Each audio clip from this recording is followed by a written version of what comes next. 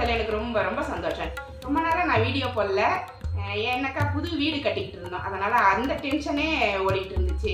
வீட்டுக்கு என்ன செய்யணும், அடுத்தது என்ன வாங்கணும், நம்ம எப்படி குடி போகிறோம் அப்படிங்கிற அந்த டென்ஷனே இருந்துச்சு. இப்போ வீடு ஓரளவுக்கு முடிஞ்சிருச்சு. இப்போ நாங்கள் வந்து திங்ஸ் எல்லாம் கொண்டு வந்துட்டோம். இன்னும் எடுத்து வைக்கல, உங்கள்கிட்ட காமிக்கிறேன் எப்படி கிடக்குன்னு சொல்லிட்டு. எல்லாம் மூட்டை மூட்டையாக அப்படி அப்படி எல்லா இடத்துலையும் கிடக்கு. ஆனால் நாங்கள் வீட்டுக்கு வந்துட்டோம். வீடு சும்மா ஓரளவு காமிக்கிறேன். அதுக்கப்புறம் ஹவுஸ் டூர் சுத்தமாக ஃபுல்லாக முடிஞ்சதுக்கப்புறமா நான் எல்லாமே அடுக்கி வச்சுட்டு ஃபுல் ஹோம் டூர் போகிறேன். சூப்பராக இருக்கும் எங்கள் வீடு, அதையும் காமிக்கிறேன். வீடியோக்குள்ளே போகலாம். அதுக்கு முன்னாடி நம்ம சேனலை சப்ஸ்கிரைப் பண்ணி வச்சுக்கோங்க, கூடவே இருக்கிற பெல் ஐக்கானை ப்ரெஸ் பண்ணி வச்சுக்கோங்க. ஐயோ கூப்பிடுறானே கூப்பிடுறானே. இதுதான் எங்களோட போர்ட்டிகோ. பழைய வீட்டிலேருந்து எடுத்துகிட்டு வந்த திங்ஸ் எல்லாமே இங்கேயே தான் இருக்குது, இன்னும் கிளியர் பண்ணல. இதெல்லாம் பழைய வீட்டில் இருந்த தேங்காய் வரும்போது பறிச்சுட்டு வந்தோம். அதுவே ஒரு 200 தேங்காய் கிட்ட இருந்துச்சு பாருங்கள் மரத்தில். எங்கள் குவார்ட்டர்ஸில் இருந்ததால் நாங்கள் எடுத்துகிட்டு வந்தோம் சென்னைக்கு. இதுதான் கோர்ட்யார்டு. இப்படி பார்த்தீங்கன்னா அப்படி மேலே படி இருக்குது பாருங்கள், மேலே ஒரு வீடு இருக்கும். மேலே போயிட்டு இப்போ அதை வீடியோ எடுக்க முடியாது, நைட் ஆகிடுச்சு. நான் இன்னும் மேலே போகல, கீழே வேலை இருக்குது. இப்படி நம்ம வாங்க எப்படி பார்த்துடலாம், கீழ் வீட்டை பார்த்துடலாம். கீழே ஒரு வீடு, மேலே ஒரு வீடு. இதுதான் நம்ம வந்து யூடியூப்லலாம் பார்ப்போம் பார்த்தீங்களா, ஸ்டீல் டோர். அதுதான் இது. ஸ்டீல் டோர் போட்டால் சூப்பராக இருக்குங்க, செம்மையாக இருக்குது. வாசப்படி எப்படி இருக்குது பாருங்கள். நம்ம காசு போட்டு வுட்டு டோர் போடுறத விட இந்த ஸ்டீல் டோர் வந்து சூப்பராக இருக்குது, ரொம்ப ஸ்ட்ராங்காக இருக்குது, டிசைனும் நல்லா இருக்குது, சேஃப்டி நிறைய லாக் வந்து இதில் வந்து 12 லாக் இருக்குது, மொத்தமாக 12 லாக் இருக்குது. ரொம்ப சேஃப்டியாக இருக்குது இது. இதுதான் ஸ்டீல் டோரு. வாசப்படியே நல்லா ஸ்ட்ராங்காக இருக்கும், ஸ்டீல்லையே இருக்குது. எஸ்எஸ்ல வாசப்படி செமையாக இருந்துச்சு. இது வந்து நம்ம வெளியிலேருந்து யார் வராங்கன்னு பார்க்கறதுக்காக ஒரு வச்சுருப்பாங்க பார்த்தீங்களா, அது இது. இதுதான் எங்களோட ஹாலு. எல்லாம் எடுத்துகிட்டு வந்த திங்ஸ் எல்லாம் அப்படியே இருக்குது, அடுக்கிட்டு அதுக்கப்புறமா ஒரு ஹவுஸ் டூர், ஃபுல்லாக ஹவுஸ் டூர் மேலேருந்து கீழே வரைக்கும் போடுறேன். மேல் வீடு கீழ் வீடு எல்லாமே காமிக்கிறேன். இது என்ட்ரு ஆன உடனே இங்கே வந்து சாமி ரூம் இருக்கும். இது வந்து பூஜா ரூமு. பூஜா ரூம்லேயே நான் வந்து ஒரு ஸ்டோர் ரூமும் வச்சுக்கிட்டேன். இங்கே இடம் நிறைய இருந்தது, எதுக்கு வேஸ்ட் பண்ணுவானே அப்படின்னு சொல்லிட்டு ரைஸு நம்மளோட கிராசரி ஐட்டம்ஸ்லாம் வச்சுக்கிறதுக்காக இங்கே ஒரு ஷெல்ஃபும் போட சொல்லிட்டேன். நான் 20 கிலோ புளி 10 கிலோ நான் வந்து சாமி படம் வச்சுக்கிட்டேன். வேற வழி கிடையாது, வேற எங்கேயுமே செல்ஃப் வைக்கிறதுக்கு இடம்லாம் இல்லை அப்படிங்கிறதால நிறைய ஸ்டோரேஜ் பிளேஸ் எங்கெங்கே கிடைக்குதோ அங்கங்கெல்லாம் ஸ்டோரேஜ் பண்ணுற மாதிரி நான் ரெடி பண்ணிக்கிட்டேன். இது அப்படியே பக்கத்து பெட்ரூமு. பெட்டை மட்டும் போட்டாச்சு படுத்துக்கிறதுக்கு, மீதி எல்லாமே எடுத்து வைக்கணும். இன்டீரியர் பண்ண பண்ண கொஞ்சம் கொஞ்சமாக எடுத்து காலி பண்ணணும். ஃபுல்லாக அப்படியே இருக்குது. எல்லாமே மூட்டை மூட்டையாக இருந்துச்சு. எனக்கு தேவையான பாத்திரத்தெல்லாம் ஒன்று ஒன்றா அவுத்து எடுத்து நான் சமைக்க எடுத்துட்டேன். மீதி எல்லாம் ஓப்பனில் இருக்குது. டிவிலாம் கூட இன்னும் ஃபிக்ஸ் பண்ணாமல் மூலையிலேயே தான் இருக்குது. இங்கே எங்கள் வீட்டு ஃபால் சீலிங்கை காமிக்கிறேன், உங்களுக்கு யாராருக்கு பிடிச்சிருக்குன்னு பாருங்கள். இது எங்கள் வீட்டு ஃபால் சீலிங். சூப்பராக செஞ்சு கொடுத்தாங்க, நல்லா வுட்டு டிசைனில், நல்லா ஒயிட்டும் வுட்டும் போட்டு. இங்கே எப்படி காமிக்கிறதுன்னு தெரியல. இப்போ பாருங்கள், கரெக்டாக இருக்குது பாருங்கள். இதுதான் எங்களோட ஃபால் சீலிங், செம்மையாக இருந்துச்சு. ஃபுல்லாக ஒயிட் லைட்டு, நடுவில் எல்லோ லைட் போட்டு நல்லா கம்ப்ளீட் பண்ணி கொடுத்தாங்க. நடுவில் வந்து ஒயர் விட்டுருக்காங்க. எதுக்கு அப்படின்னு சொல்லிட்டாக்கா, அங்கே வந்து சாண்ட்லியர் போடலாம் அப்படிங்கிறதுக்காக. பாருங்க, ஒயர் தொங்கிட்டு இருக்கு. இதில் தான் சாண்ட்லியர் மாட்டணும். பெயிண்டிங்லாம் பண்ணியாச்சு, லைட் பிங்க்கு, டார்க் பிங்க்கு அடிச்சு. இது வந்து என்னோட கிச்சன். இன்னும் மாடுலர் பண்ணலை. மாடுலர் பண்ணுறதுக்கு முன்னாடி உள்ள கிச்சன். நீங்க எங்க போறீங்க? ஆணி போடுங்க. ஆணியா புடுங்க வேணாம், வாங்கடா. யூ ஷேப் கிச்சன் போட சொன்னதால அப்படியே யூ ஷேப் போட்டிருக்காங்க. டைல்ஸ்லாம் சூப்பராக நான் செலக்ட் பண்ணியிருந்தேன். இன்னும் மாடலர் கிச்சன் பண்ணும்போது பாக்ஸ் ஃபுல்லாக வந்துடும், கீழெல்லாம் கபோர்டு வந்துடும். அது மாதிரி நான் டபுள் சிங்க் தான் வச்சுருக்கேன். டபுள் சிங்க் வச்சுருக்கேன். இதுக்கு மேலேயும் கழுவி மாற்றுவாங்க பார்த்தீங்களா, பாத்திரம் கூட, அது மாட்ட சொல்லியிருக்கேன் இன்டீரியர் பண்ணுறவங்கக்கிட்ட. அவங்க மாட்டி அதுக்கு டோர் போட்டு தரேன்னு சொல்லியிருக்கிறாங்க. இப்படி பக்கத்தில் பார்த்தீங்கன்னாக்கா கிச்சனுக்கு பக்கத்தில் யூட்டிலிட்டி இருக்கும். லைட் போடலை, இருட்டாக இருக்குது. உள்ளார பைப் இருக்குது, வாஷிங் மிஷின். இது என்னோட புது ஸ்டவ், கைத்தான் ஸ்டவ். சூப்பராக இருந்துச்சு. இது நல்லாயிருக்கு, நல்லா செம்மையாக எரியுது. ரொம்ப பார்க்குறதுக்கே நல்லா இருக்குது. ரொம்ப திக்கு மெட்டீரியலாக இருக்குது, நல்ல வெயிட்டு, நல்லா இருக்குது. இது பர்னர்லாம் பாருங்கள், நல்லா செம்மையாக இருக்குது. சின்ன பர்னர் 2, பெரிய பர்னர் 2 கொடுத்துருக்காங்க. செம்மையாக இருக்குது இது. இந்த புது வீடு பால் காய்ச்சறப்ப வாங்கின புது ஸ்டவ். இந்த ஜன்னல் டிசைன் கூட நான் தான் செலக்ட் பண்ணேன். நடுவில் கோல்டு இந்த மாதிரி டிசைன் வச்சு ஜன்னலோட கிரில்லு தாங்க. இப்போதைக்கு இப்படி தாங்க இருக்குது எங்கள் கிச்சன். இனிமேல் மாடலர் கிச்சன் போட்டால் தான் இது வந்து ஒரு அழகாக ஆகும், ஒரு வழிக்கு வரும். அது வரைக்கும் இப்படி தான் இருக்கும். கொஞ்சம் நாளைக்கு ஒரு 10 நாளைக்கு இப்படி தான் இருக்கும். 10 நாள் ஆகுமா ரெடி பண்ணேன். அப்படி கிச்சன்லேருந்து இப்படி வந்தீங்கன்னா இந்த பக்கம் ஒரு டோர் வச்சுருக்கோம் பாருங்கள். இங்கேயே ஒரு டோர் வச்சுருக்கோம். எதுக்குன்னா இது வந்து கிச்சனுக்கு பக்கத்தில் உள்ள பெட்ரூமு.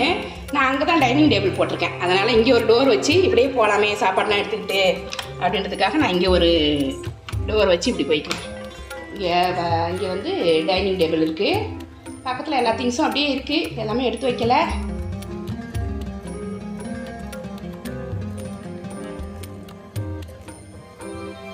இங்கேயும் பாத்ரூம் இருக்குது. இது சாப்பிட்றப்ப இங்கேருந்து சாப்பாடு கிச்சன்லேருந்து இப்படியே வந்து இப்படி சாப்பாடெலாம் வச்சுட்டு கொஞ்சம் டோர் லாக் பண்ணிக்கலாம். ஒன்றும் பிரச்சனை கிடையாது. இதை லாக் பண்ணிக்கலாம். தேவையில்லைன்னா அப்படி லாக் பண்ணிக்கலாம். இதுக்கு மேலே லாக்கை போட்டுட்டோன்னு வச்சுக்கோங்க, ஃப்ரீயாக இருக்கும். இதை ஓப்பன் பண்ணி வச்சுக்கலாம். இது ஹாலுக்கு போய்க்கலாம். பக்கத்து பெட்ரூமை நான் அப்படி யூஸ் பண்ணிக்கிட்டேன், அவ்வளோதான்.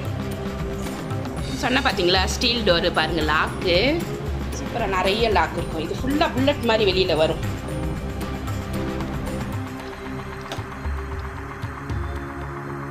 நம்ம சாவி போட்டு பூட்டும்போது இந்த மாதிரி புல்லட், இந்த சில்வர் புல்லட் வந்து லாக் ஆகிடும். கதவில் வந்து லாக் ஆகிடும். யாராலையுமே திறக்க முடியாது, தெஃப்ட் பண்ண முடியாது. அந்த மாதிரி டோர் இது. செமையாக இருந்துச்சு இது. மாவு அரைச்சிட்டு இருக்கேன். இந்த வீட்டுக்கு வந்துட்டு ஃபஸ்ட்டு இப்படி தான் மாவு அரைக்கிறேன். டெய்லி ஹோட்டல் சாப்பாடு சாப்பிட்டு ரொம்ப போர் ஆகிடுச்சு. என்ன தான் நம்ம ஹோட்டலில் சாப்பிட்டாலுமே வீட்டில் நம்மளே இட்லி தோசை அப்படி செஞ்சு சாப்பிட்றப்ப தான் நம்மளுக்கு ஒரு திருப்தியாகவும் இருக்கும், குழந்தைகளுக்கு கொடுக்கும்போது ஆரோக்கியமாக இருக்கும். அதனால் நான் இன்றைக்கி வந்து இட்லி மாவு அரைக்கிறேன். மாவு அரைச்சிட்டு டிஃபனுக்கு நைட்டு என்ன பண்ணுவீங்க அப்படின்னாக்கா இந்த மாவுலேருந்தே கொஞ்சமாக எடுத்து குழி பணியாரம் தக்காளி சட்னி பண்ண போகிறேன். அதையும் சேர்த்து இதோட நான் ஆட் பண்ணுறேன், பார்த்துக்கோங்க. ஃபஸ்ட்டு நான் உளுந்து தான் போடுவேன். எல்லாருமே ஃபஸ்ட்டு அரிசி போட்டுட்டு அதுக்கப்புறமா உளுந்து போட்டு அரைப்பாங்க. நான் ஃபஸ்ட்டு உளுந்த மாவை அரைச்சிட்டு அதுக்கப்புறம் தான் அரிசி மாவு போடுவேன். அது என்னமோ எனக்கு பழக்கமாகிடுச்சு. எல்லாருமே சொல்லுவாங்க ஃபஸ்ட்டு அரிசி போடுங்க அதுக்கப்புறமா உளுந்து போடுங்க அப்படின்வாங்க.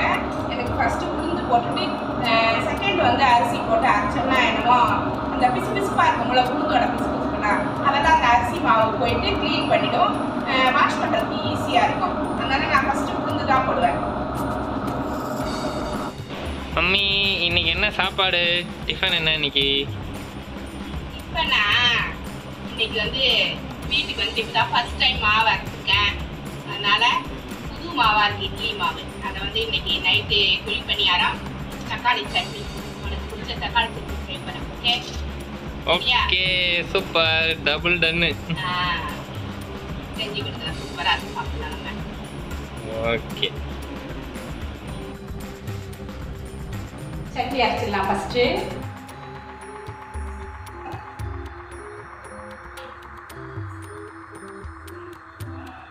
வெங்காயம், தக்காளி, இஞ்சி, பச்சை மிளகாய் எல்லாமே கட் பண்ணி வச்சுருக்கேன். எல்லாத்தையுமே இப்போ வானலில் போட்டுக்கலாம்.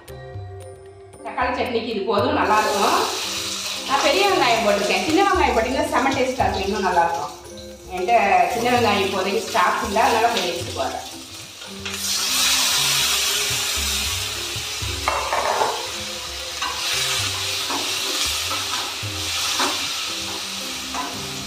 லைட்டாக நல்லா வதக்கிட்டு அரைச்சி தாளிச்சிட்டாக்கா உங்களுக்கு இப்போ சட்னி ரெடி ஆகிடும். சட்னி வதங்கிட்டு இருக்கட்டும். இது வந்து இப்போ அரைச்ச இட்லி மாவு. இதை என்ன பண்ணணும்னா பச்சை வாசனை அடிக்கக்கூடாது அப்படின்னா அந்த உளுந்து வாசனை அடிக்கும் பார்த்தீங்களா, புது மாவு அப்படிங்கிறதால. அதனால் 2 ஸ்பூன் சர்க்கரை, அதிகமாக வேண்டாம், 2 ஸ்பூன் சர்க்கரை போட்டுட்டிங்கன்னா உங்களுக்கு வந்து அந்த புது மாவு மாதிரி இருக்காது, பழைய மாவு மாதிரி நல்லாயிருக்கும். சாப்பிட்றதுக்கும் சாஃப்டாக இருக்கும். இந்த குழி பணியாரம் வந்து ரொம்ப ரொம்ப நல்லாயிருக்கும். உங்களுக்கு வேணும்னா நீங்கள் வெங்காயம் பச்சை மிளகாலாம் கட் பண்ணி போட்டுக்கலாம். கடுகு தாளிச்சிட்டு வெங்காயம் பச்சை மிளகா வதக்கிட்டு கருவேப்பிலை போட்டு கொட்டலாம். ஆனால் இந்த மாதிரி சாப்பிட்டு பாருங்கள், நல்லாயிருக்கும். வெள்ளை பணியாரம் மாதிரி இருக்கும் சாப்பிட்றதுக்கு. 2 ஸ்பூன் மட்டும் சர்க்கரை போட்டுட்டு இது உப்பு போட்டு கரைச்ச இட்லி மாவு, புது மாவு. உப்பு போட்டு கரைச்ச மாவில் 2 ஸ்பூன் சர்க்கரை மட்டும் போட்டு கலந்துட்டிங்கன்னு வச்சுக்கோங்க, டக்குன்னு உங்களுக்கு குழி பணியார மாவு ரெடி ஆகிடும். இதுக்காக நீங்கள் மெனக்கடவே வேண்டிய அவசியமே கிடையாது. இது அப்படியே ஊற்றி சாப்பிட்டாக்கா அவ்வளோ சாஃப்டாக இருக்கும், வெள்ளை பணியாரம் மாதிரி இருக்கும். அதுக்கு தான் கார சட்னி தான் அதுக்கு மேட்சாக இருக்கும். கலந்தாச்சு.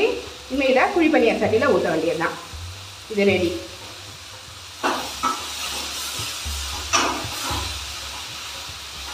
வெங்காயம் தக்காளி நல்லா வதங்கிடுச்சு. இதை அரைச்சி தாளிச்சிடலாம். ஸ்டவ்வை சிம்மில் வச்சிடலாம்.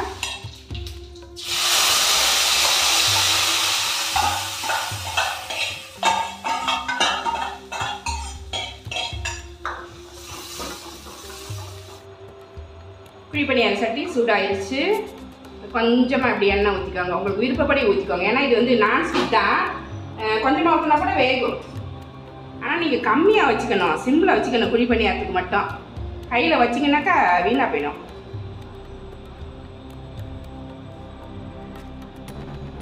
கொஞ்சம் குறவாகவே ஊற்றணும். அப்போ தான் அது உப்பி வர்றப்ப நல்லா வரும்.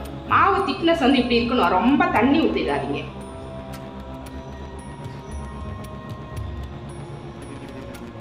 இட்லி மாவு பதத்துக்கு இருந்தால் தான் சூப்பராக இருக்கும். சிம்மில் தான் நான் வைக்கணும். அதிகமாக வச்சிட்டிங்க வச்சுக்கோங்க, தீஞ்சு போயிடும். சிம்லேயே தான் வச்சு சுடணும் குழி பணியாரம் மட்டும். அப்போ தான் அது நம்ம நினைக்கிற மாதிரி சாஃப்டாக டேஸ்ட்டாகவும் வரும். அவசரப்பட்டால் நல்லா வராது. சிம்மில் நான் வச்சுக்கிறேன். ஒரு பக்கம் வெந்துருச்சு.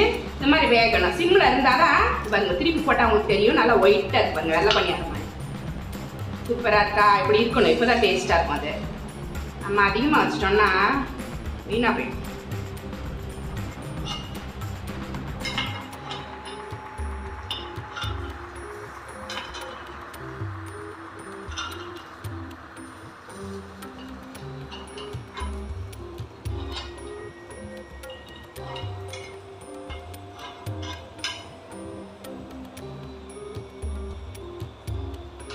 இது சிம்லே வேகட்டும். பாருங்க, சூப்பராக இருக்கா பணியாரம். உங்களுக்கு காரம் வேணும்னா போட்டுக்கலாம். வெங்காயம் பச்சை மிளகாலாம் தாளிச்சு கூட கொட்டிக்கலாம். ஆனால் இதுதான் இதுக்கு டேஸ்ட்டாக இருக்கும். புது மாவு.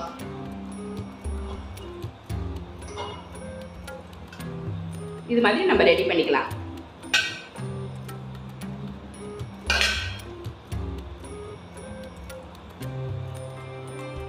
மம்மி சாப்பாடு ரெடியா? சூப்பராக ரெடி ஆயிடுச்சு. இங்கே பாரு, உனக்கு பிடிச்ச குழி பணியாரம் தக்காளி சட்னி ரெடியாக இருக்கு. சூப்பராக இருக்கா? குழி பணியாரமும் தக்காளி சட்னி சூப்பராக ரெடி ஆயிடுச்சு. இது மாதிரியே ட்ரை பண்ணுங்க. ரொம்ப ரொம்ப நல்லா இருக்கும். இந்த வீடியோ உங்களுக்கு பிடிச்சிருந்தா நம்ம சேனல் சப்ஸ்கிரைப் பண்ணி வச்சுக்கோங்க. கூட வைக்கிற பெல் ஐக்கானை ப்ரெஸ் பண்ணி வச்சுக்கோங்க. Thank you friends.